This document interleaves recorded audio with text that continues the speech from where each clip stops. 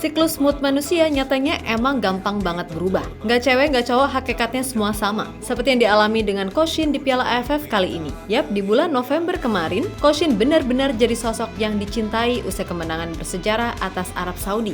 Namun di bulan Desember, dirinya sekarang seolah jadi pesakitan yang katanya terancam dalam desakan karena hasil di Piala AFF, di mana laga melawan Filipina dianggap sebagai laga penentu yang katanya akan mempengaruhi masa depannya. Jelas ini membuat media-media asing merasa cukup heran.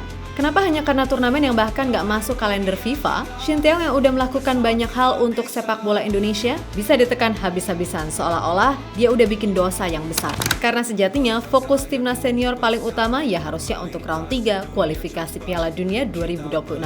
Bukan malah membebankan segalanya untuk turnamen level ASEAN yang sebelumnya dikatakan non-target, non-ekspektasi.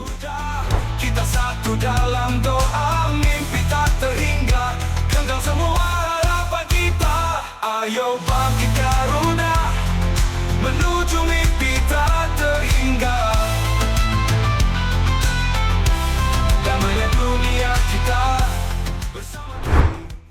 Entah apa yang terjadi sekarang ini, publik seolah terbagi jadi dua kubu, yang mana masing-masing punya dua persepsi terkait masa depan Shin Tae-yong sebagai pelatih. Ya, pihak pertama menekankan kalau Shin Tae-yong harus bertanggung jawab apabila timnas Indonesia gagal jadi juara di Piala AFF.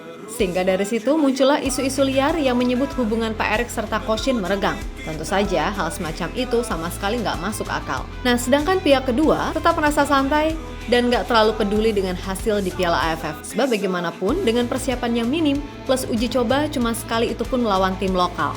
Maka adalah hal yang wajar jika Koshin selalu melakukan perombakan dari pertandingan ke pertandingan. Dan harusnya kita nggak perlu kaget loh, karena sejak pertama kali menjadi pelatih timnas Indonesia, bukankah Koshin emang udah dikenal sebagai pelatih yang nggak pernah pakem dalam menerapkan skema? Yang mana artinya, Koshin adalah tipe pelatih yang sangat adaptif tergantung dari lawan yang dihadapi. Dan sejatinya, hal itu juga yang ia lakukan di Piala AFF 2020 yang ketika itu jadi event pertamanya di ajang ini. Tapi kok nggak ada yang protes? Giliran sekarang aja. Agak kocak melihat beragam reaksi entah itu dari pengamat tertentu ataupun media-media yang melihat nasib STY tergantung di Piala AFF kali ini.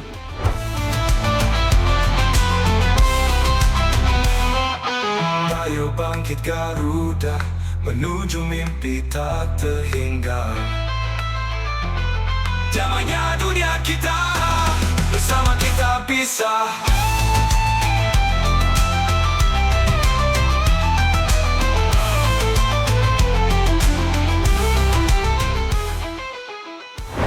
Sementara itu, media-media asing pada akhirnya juga menyoroti situasi yang terjadi dengan Shin Tae-yong. Seperti media Korea misalnya, di mana media bernama Never menilai kalau ekspektasi publik tanah air soal Piala AFF terlalu tinggi, sehingga seolah-olah jika Shin Tae-yong gagal sangat layak dipecat. Padahal bagaimanapun Shin Tae-yong udah memberikan beragam hal positif di sepak bola Indonesia, termasuk di round 3 kualifikasi Piala Dunia 2026. Namun dengan mudahnya muncul narasi tekanan hebat cuman untuk ajang yang bahkan nggak masuk kalender FIFA. Pada beberapa aspek ini adalah hasil yang wajar, namun karena ekspektasi yang ditanamkan kepada pelatih Shin Tae-yong, opini publik yang negatif pun terbentuk. Ini yang pertama dalam sejarah Indonesia lolos putaran ketiga kualifikasi Piala Dunia. Saat pelatih Shin Tae-yong datang, Indonesia berada dalam hegemoni Vietnam dan Thailand di Asia Tenggara. Namun di bawah arahan pelatih Shin Tae-yong, Indonesia telah naik ke peringkat negara-negara besar di Asia Tenggara dan seringkali setara dengan negara-negara besar di Asia, tulis media tersebut.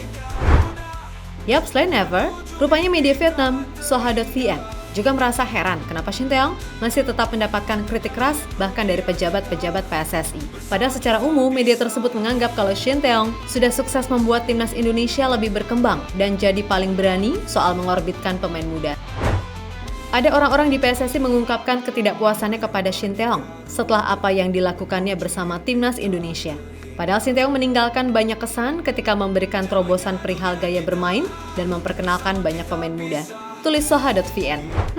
Tumben-tumbenan nih, tapi makasih deh karena udah ngasih berita yang benar kali ini. Tak gentar kita melaju dengan cahaya di kalbu, meraih bintang di angkasa. Garuda terus maju. Ayo bangkit Garuda, menuju mimpi tak terhingga. Damainya dunia kita, bersama kita bisa.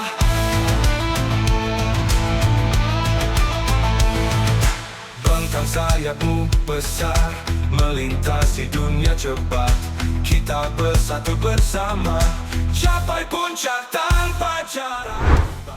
Di sisi lain, soal pertandingan melawan Filipina sendiri, Coach Shin kayaknya cukup dibuat gak nyaman dengan salah satu pertanyaan wartawan yang menyebut Indonesia cuma bisa bikin gol di AFF lewat skema bola mati. Dan menurut Coach Shin, hal itu bukanlah sebuah masalah karena toh Filipina sendiri juga jadi tim yang sering kebobolan lewat situasi semacam itu. Karena bagaimanapun situasi bola mati dalam sepak bola bisa menjadi salah satu cara untuk mencetak gol di kala kondisi buntu.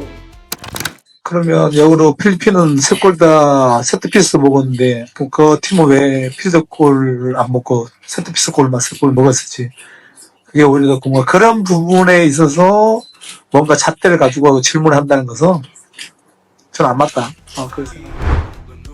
Yap, sementara itu Pak Erik sendiri sebagaimana dikutip dari Bolanet menegaskan kalau situasinya baik-baik saja. Dan perihal ranking FIFA Indonesia yang turun ke 127 gara-gara kekalahan atas Vietnam, itu memang udah ada dalam hitung-hitungan. Namun bagaimanapun di laga melawan Filipina tentu saja harapannya adalah bisa menang. Tim muda di AFF pasti kan sudah ada perhitungan. Kemarin lawan Myanmar kita ingin menang. Lawan Laos kita ingin menang, seri. Lawan Vietnam kita udah prediksi kalah, kemarin bisa seri. Nah, yang terakhir ini lawan Timnas untuk Filipina harus menang. Jadi kalau target penurunan ranking memang kita sudah prediksi karena tim kita kan melawan tim senior dari banyak negara. Dan tentu targetnya ya sama. Walaupun kemarin ada yang nanya, Pak, kan waktu itu bilang tidak ada target. Saya bilang, saya tidak pernah bilang begitu. Semua uji coba harus dimaksimalkan dan pasti harus ada hasil dengan perhitungan. Ya, saya rasa teman-teman media punya hitungan sendiri. Kalau Indonesia lawan Laos, menanglah. Ya. Lawan Kambodia, lawan Myanmar, menanglah. Lawan Vietnam memang dengan tim ini. Tapi ya itu konsekuensi ya kita kalau bisa ya targetnya kan semifinal. Nah, di sisi lain, Pak Sumarji selaku manajer mengatakan jika pemain sama sekali nggak terbebani dengan segala target yang ditekankan. Menurutnya, yang terpenting para pemain bisa menikmati segala momen di Piala AFF ini dan mengambil banyak pelajaran. Tidak. Satu gini, kita sudah menghitung sebenarnya. Kita sudah menghitung dari pertandingan pertama, kedua, ketiga, sampai dengan terakhir ini. Dan ini di tim sudah kita betul-betul kasih pemahaman kepada para pemain dan para pemain bisa mengerti semuanya. Pemain bisa nerima dan happy.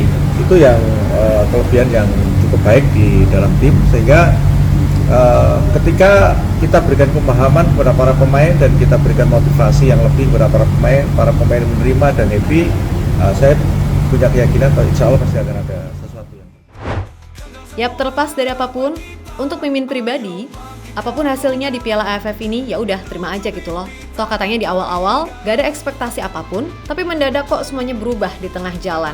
Kan ada apa gitu loh? Bukan.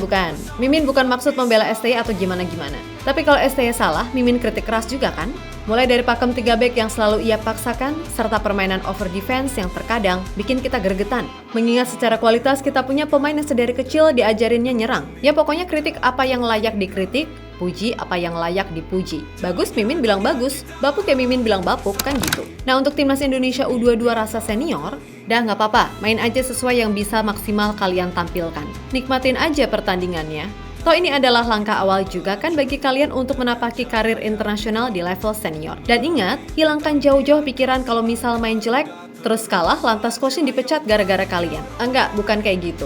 Lagian cuman orang-orang kocak aja yang bisa mencat pelatih yang berhasil membawa Indonesia untuk sementara duduk di posisi 3 klasemen round 3, serta beragam sejarah yang udah diukir hanya karena Piala AFF.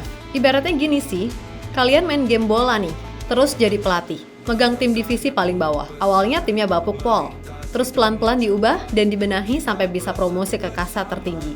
Punya peluang nih main di kompetisi antara Eropa, let's say Europa League deh. Tapi tiba-tiba dipecat gara-gara nggak juara Audi Cup. Kan bego gitu loh. So untuk semua yang nonton ini, sekali lagi, Mimin bukan buzzer STY, bukan pula buzzer Pak Erik ataupun PSSI. Mimin cuman orang biasa yang suka bola dan suka dengan progres Timnas Indonesia secara umum. Dan Mimin cuman ingin melihat tim Garuda terbang tinggi, bersaing dengan tim-tim elit Asia atau bahkan dunia. mulai dari level junior sampai senior. Pokoknya terserah kalian mau nganggap apa. Tapi sekali lagi, Mimin cuman pengen yang terbaik buat sepak bola Indonesia, oke? Kita Garuda. Ayo bangkit Garuda, menuju mimpi tak terhingga. Damainya dunia kita, bersama kita bisa.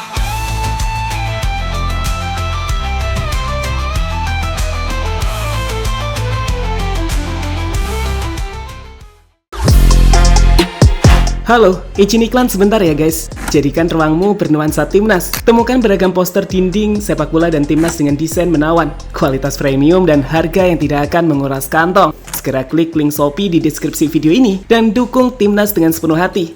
Mulai dari dinding rumahmu.